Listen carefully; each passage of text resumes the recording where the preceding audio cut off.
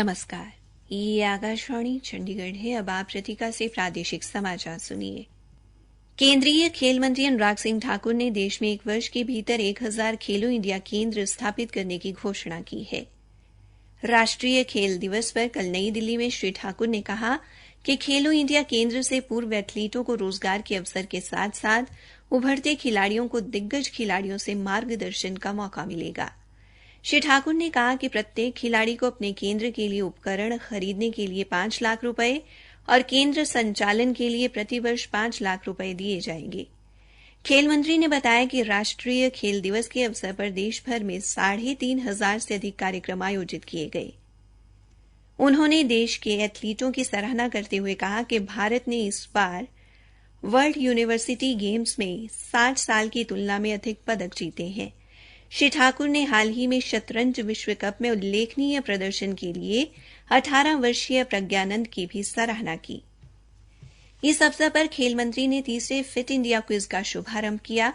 उन्होंने खेलो इंडिया योजना के तहत स्वीकृत खेल अवसंरचना परियोजनाओं पर एक सूचना पुस्तिका जारी की और राष्ट्रीय खेल महासंघ पोर्टल का शुभारंभ किया। हरियाणा के मुख्यमंत्री मनोहर लाल ने केंद्र सरकार द्वारा रसोई गैस सिलेंडरों की कीमत में 200 रुपए की गई कटौती का स्वागत करते हुए प्रधानमंत्री नरेंद्र मोदी का आभार जताया है। उन्होंने कहा कि रक्षाबंधन के पर्व पर केंद्रीय मंत्रिमंडल के इस निर्णय को प्रधानमंत्री के बहनों के लिए तोहफे के तौर पर देखा जा रहा है। मुख्यमंत्री ने कहा कि केंद्र सरकार द्वारा रसोई गैस सिलेंडर पर 200 रुपए की अतिरिक्त सब्सिडी देने और बिना सब्सिडी के सिलेंडर पर 200 रुपए की छूट देने का लिया गया निर्णय मध्य वर्गीय परिवारों को राहत देने वाला है।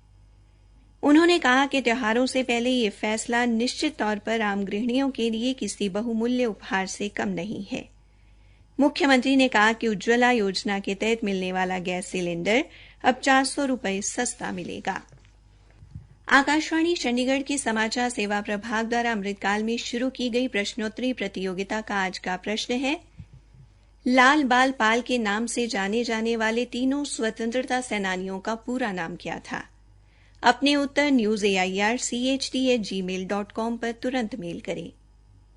कल पूछे गए प्रश्न का उत्तर है, दुश्मन की गोलियों का हम सामना करेंगे, आजाद ही रहे हैं, आजाद ही रहेंगे, ये नारा महान स्वतंत्रता सेनानी चंद्रशेखर आजाद ने दिया था। इस प्रश्न का सही उत्तर देने वाले हमारे विजेता हैं अंबाला के बराड़ा से वागीश।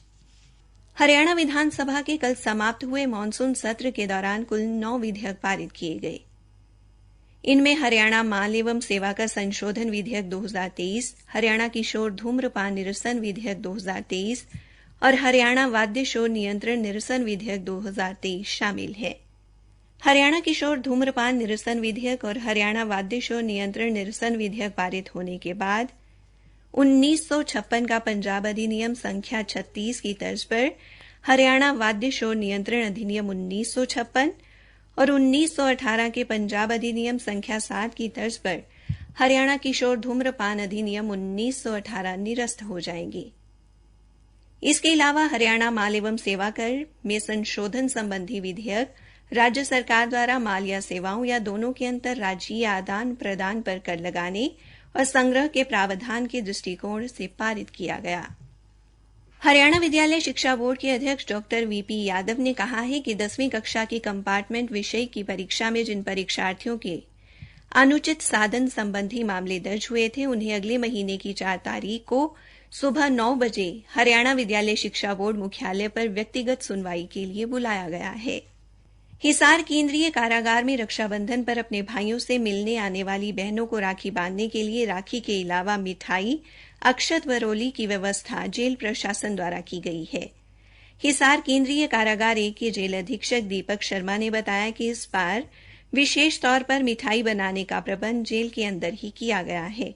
उन्होंने बताया कि जेल में राखी बांधने के लिए काफी महिलाएं आ रही हैं, इसलिए अतिरिक्त महिला पुलिस कर्मियों की मदद ली जा रही है। इसी के साथ ये समाचार बुलेटिन समाप्त हुआ।